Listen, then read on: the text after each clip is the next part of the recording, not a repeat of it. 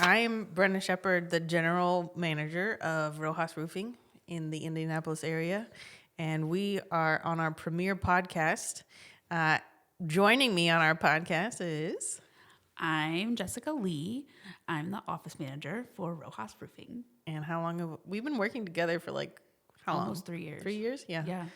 So we just thought, we talk to each other all the time in the office. Why don't we talk on a podcast and, get our info out into the public? Let's make some content. Yeah. So speaking of being girlies in roofing, today's topic is women in roofing. Women in roofing. So we're going to get really, really serious here. So let's talk about women's rights. Oh, no. Just kidding. This is going to be funny stories. Just joking. We're not going to get that deep. Just yoking. Yep. So my experience in roofing, I started in 2020. And at the time, I was in between jobs type COVID scenario. We can get into that another time. Yeah. But essentially, I was driving this roofing truck around with one of the owners of Rojas Roofing. That would be Chris Rojas. And at a certain point, he was like, okay, you're going to set up the ladder. And I was like, oh, okay. Because I thought I was literally just going to drive him around. That's like a promotion. Right? I get to carry the ladder. Yeah. The ladder carrier. Exactly. So he shows me how to set up the ladder. And I'm not joking. The very first time I went to go set it up at some homeowner's house, the guy asked me, he looks at me. I'm I'm approaching the truck to get my ladder and everything. Yeah. And he looks at me and he goes, do you want me to carry that for you? And then basically from then on, there would be all these random scenarios where I would be, another thing that I would do a lot is I would go and knock on the door, and then while Chris was doing something, getting ready, whatever. And the number of homeowners who, when they opened the door, saw my face, and legitimately the look on their face was where is the man? And I would kind of play to it a little bit he's out there getting ready. Don't worry, it's not me. Okay. But how many times did someone ask if you were Chris's wife? Oh, yeah, that was a joke that was not only people asked me if I was his wife, but also he would joke about it to the customers. Yeah, no, it was really common. And not only people just assumed I was his wife or his girlfriend or whatever. Yes. But now, even though I'm not out in the field on a regular basis anymore, but whenever I get, I'm let's say I'm doing a call where I'm trying to, let's say I'm making a call to determine if I want to buy a product or something, right? Yeah. They'll assume the same thing. They'll be like, oh, is the owner going to be on this call? No, trust me, he doesn't care. Don't want that mess. And then they'll be like, oh, I bet he does. And then no, he really doesn't care. I'm going to make the choice.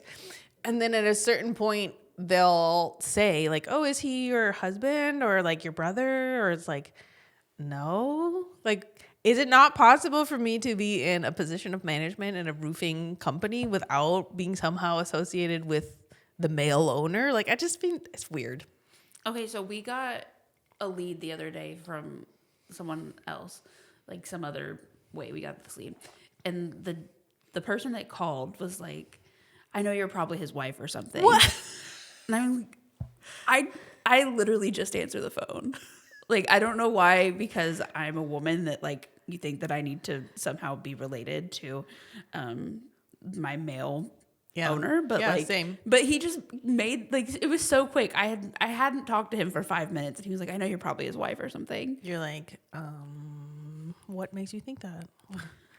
I'm absolutely not, but I'd be happy to help you. No hate, no shame. Why did he drop it? Because he really wanted to work with Freddie. Oh, specifically. And I was trying to be I can get you in sooner with one of the other project advisors. And he was well, I know you're probably his wife or something. So he was I could pull strings to get him in front of Freddie. Ridiculous. Insane. Yeah. It's just an insane assumption to make. And it happened so often and so quickly. And then it happened again when someone was trying to sell marketing. And that's not a good call. Okay. No. All right. No, it was the home show guy. Uh-huh. Yeah. And he made the same assumption. Yes. Okay. I wonder if that happens in other industries. No industry that I've worked in. Well, okay. So when I worked in healthcare, it was more difficult for males, like they call them like nurses and stuff. Oh, yeah. That's fair. So like, you'd have a male nurse come in and people would be like, oh, I want a female nurse because this is, so you're not going to be able to care for me as well or something like that. Yeah. You don't have those motherly instincts. You're like, no, but he has the muscles that can pick you up when you fall out of your bed. Yeah. But I need him to help me lift you. So, I don't know. I wasn't surprised when I started at the difference. I don't know if a difference is the best word, but like the way that people would treat a woman in roofing. But even like when it happens to me, I'm still like taken aback a little bit. Like, well, you've definitely gotten calls before where they will specifically ask for a man. Yes. Yeah. Yeah. They'll want to speak to like an estimator. Right. But they are, that's just calling a person a random estimator. But I feel like you've had people literally say, is there a man I can speak to? Literally. Yeah. Like we've had people call that just want to speak to a man. I'll try to tell them about underlayment. That's what happened. Oh, I was getting technical. Yeah, I was like trying to like talk about underlayment and like how, he had a leak and you could see the underlayment and I couldn't get someone out same day. Okay. So I was like, well, the underlayment will help protect until we can get it's kind of like out. a little mini tarp. Yeah. And he was just really wanted to speak to hear like, from a man. listen. So I got Patrick to tell him the exact same thing. Oh my God. Of course. It's so ridiculous. He just it was back when Patrick used to like hang out at the office during the day. So I would just like pop my head and I was like, will you tell this man what underlayment does? To say the same thing I just said. Oh my God. So I don't know. And then I know I've gone to events. Oh yeah. What was the one event that you went to? It was like a sponsored event, right? Yeah. I went on a trip out of state and with a bunch of other roofers, and there were like spouses. You could bring your spouse or whatever. And I went with Daniel, one of the project advisors, just because we won the trip. Yeah, I won that did. trip fair and square. I posted my TikTok. He posted his TikTok, which was what we had to do to win the trip. Right. You were the only two who participated. Yeah, but either way, I won my place on that trip. Yeah. And I was in Rojas Roofing gear. And still, one of the sponsors like didn't speak to me, didn't acknowledge me, but only acknowledged Daniel. Okay. And then I later found out it was because he thought I was his wife. Oh my God. For like how long? Like the majority of the like, what was it? It was like a whole day event. Yeah, because we had like, we went the night before like the big event and there was a like happy hour. So for all of happy hour, he didn't acknowledge me, didn't like, he introduced himself to Daniel, like spoke to Daniel, like talked shop with Daniel. And I was just like there. And, oh my God. Yeah. And I knew one of the other sponsors. Yeah. And so she talked to me. And that's like. But that's the thing. That she talked to me. So the guy was probably like, oh, it's just girls talking or whatever. Yeah. And then one of his male coworkers came over. One of the. I'm not going to drop names, but one of his male coworkers came over and I had talked to him before. Okay. And I know him pretty well. Yeah. Like, and he spoke to me and that's kind of what jarred this other guy to be like, oh, and then he was like, oh, I thought you were his wife. And I was like, you're like, somebody. I'm like, no, I'm the office manager. You're like, even if I was his wife, actually, that does remind me. So we had this guy come in for an interview one time. And it's always a super red flag to me when someone comes in and like totally ignores the female in the room as if she has no power or whatever. Yeah. So this guy came in for this interview. We did not hire him for a variety of reasons. It was not just this. But he shook everyone's hand and like glanced at me and just like didn't shake my hand, didn't acknowledge my presence. He was there to talk to the men in the room. And I was like, no. Big mistake. Yeah, big mistake. So no, I feel like I remember that. Yeah. Like I remember that happening. He was kind of a little bit of a tweaker too, so. Oh. And then we had that guy that just like waved me off. Like he came in the door and I came out of the office and I was like, "Oh, hi." Cuz it didn't register to me that he was here for the interview. And he didn't look up from his phone and just waved me off and was like, "I'm here to see Patrick." And I was like, "Oh, okay, can I get you a coffee here?" And he was like, No, I'm here to see Patrick." Yes. He didn't even look at you. No, looked at his phone the entire time, sat down, continued to look at his phone. See? Boys, interviewers, the woman in the room is important. You don't even know. Yeah.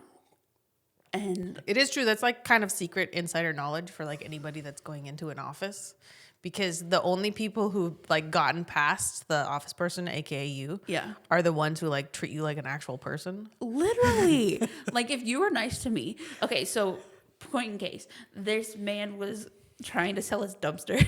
Okay. And he was extremely nice to me. You know who I rented a dumpster from? That guy. See? Because he was very nice to me. Yeah. And I saved his number and everything because he was nice to me. He treated me like a human. He didn't insist on speaking to Freddie or, Yeah.